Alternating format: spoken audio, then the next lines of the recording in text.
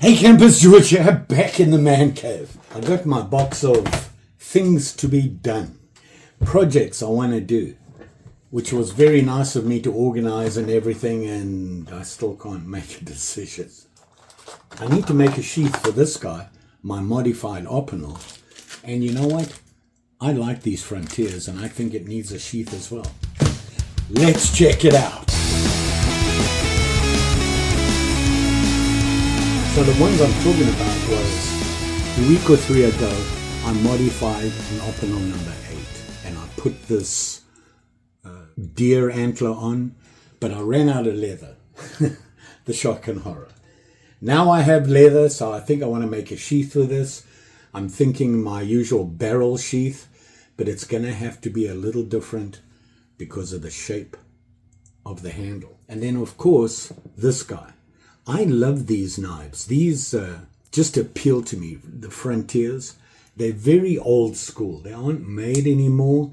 And this one is an Imperial. It's actually the 4512 Imperial USA, and it has the Frontier Tang stamp on there.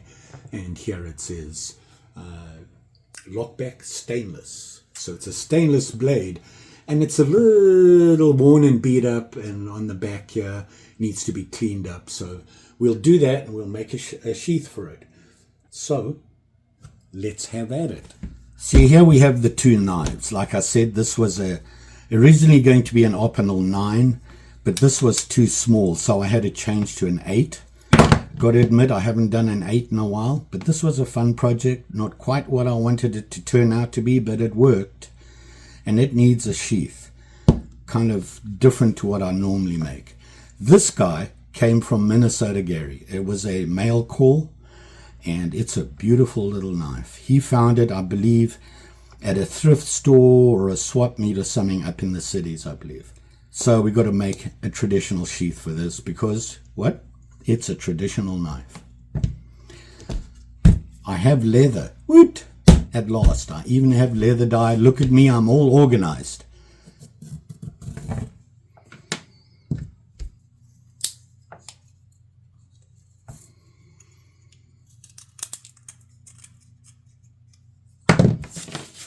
I've come up with some designs here that I'm going to try and do.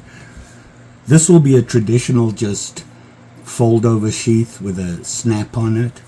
Going to keep it pretty straightforward. Probably British tan on the leather. This guy, same thing, British tan. It'll be a barrel with a flip over, but it's also going to have a snap coming across here to hold the top of the handle. Because of the shape, the barrel's going to be a little low, a little flimsy, not to have anything else with it, and it's not going to have a flap over because of the angle.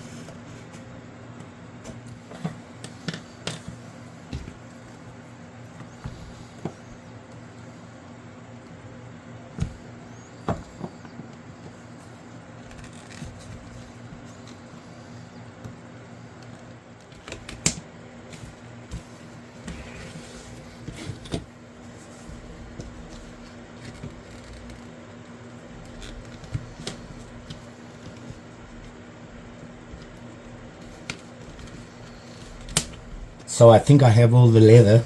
Now I'm going to dye it using the British tan. We'll let it set and then we'll start putting them together.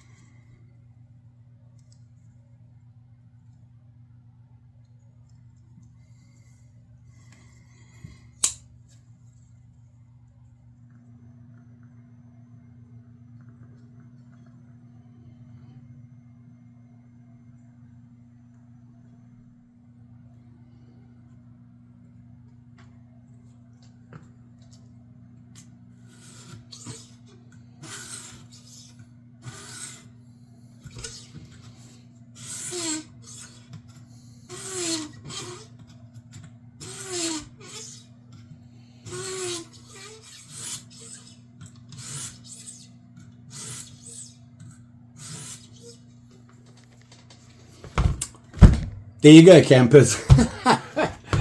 That took a little longer than I thought it would, but I wanted to show you the whole process on both of them, so it made the video a little bit long.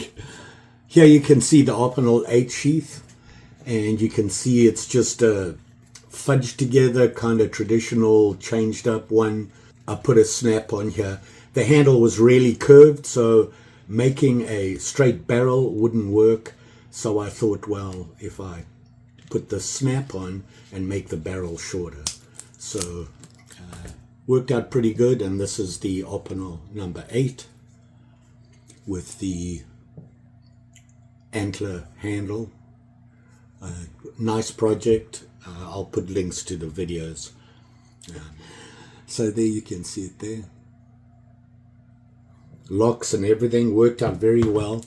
The sheath is in that barrel, modified barrel or whatever you want to call it, with a snap on it. Okay. Kind of different, which is like, I like to do that with the Opinels. You're going to modify them, go the whole hog. It makes it mine. And here you can see the sheath for the Frontier. It just made it a straight flap over cover on your belt, strap on the back, and put a buffalo nickel snap on it. I should have done this one first. It would have saved me a lot of time, because having to wet it and stretch the leather to fit the blade, I had to then sit like for 8 hours for it to dry up before I could work on it. I actually started work on it when it was still a little wet. It's not a good idea to do, but it was okay. It worked out okay. I didn't really want that square look to it. I kind of like the rounded off look on the top, and of course it sits in there just fine, and the snap works. This Frontier, like I said, was given to me. It was a mail call. They really are very old school, traditional look to them, and of course they are. And you can see it's got the powder horn on it there with Frontier on the tang stamp, and on there it actually says it is 4512 Imperial USA. So I looked that up, and what do you know, I found a picture of one, and this is the Imperial Frontier Sportsman lockback. So obviously it is a lockback, which is very cool. You don't see that often. This would be a great hunting knife carry on your on your belt as an EDC out in the wilderness, hence the Frontier. Now the spring on it is a little weak. Taking it apart and finding another spring, yeah, your chances are pretty slim on that. So I oiled it up, cleaned it up as much as I could. There is a little bit of snap there. It just needs the oil to settle in there a little bit more, and I think it won't stop anywhere when it snaps. And of course on there it says lockback stainless. Now that's worn down, obviously it's a laser burnt. I love this handle, the colors and everything on this. Really like this. So there you go. My two do-it-yourself leather sheaths, and a Frontier and an Opinel modified. You will be safe out there, especially when doing these mods. I changed a lot of things. I'm getting further and further into getting better tools, better ideas, doing things different ways. The more I do it, the more things I learn. I used tapestry needles for the first time. They're basically blunt. They don't have a point on. I can't tell you how many times I poked myself. Because of my medications, I bleed like crazy. So when that happens, it's not a danger to me. I get blood everywhere, like on the leather, and it stains the leather and that. So I have to be really careful, so I went with the blunt. And of course, using my Dremel stuff, drilling those holes, getting a really good straight vertical hole through was something I couldn't do by hand. I would find that here's the leather and I'd go in at an angle, and then the next one was straight, and on this side you would see the stitching do this while this was straight. So you can see how much better my stitching is, putting the hole a little bit bigger and using the blunt needles. So whoop, learn something new. Don't forget, like, share, subscribe. You know the story. I will be back. I'm going to San Diego for 2 weeks, just visit my children. So videos are going to be few and far between. I will try and get some pre-made so that I can post them, so you got something of mine so you won't forget now. I should have like 1 or 2 over the next couple of weeks. Probably some shorts, and maybe in San Diego, if I see something you might be interested in, maybe I'll make a short. I can't edit or anything out there. Even on my phone, I struggle with that. I just don't like that editing. If you're going to make a video, you might as well do it right? And edit it properly. I just can't do it on my phone. Thanks for watching. Always appreciated. We'll see you again soon.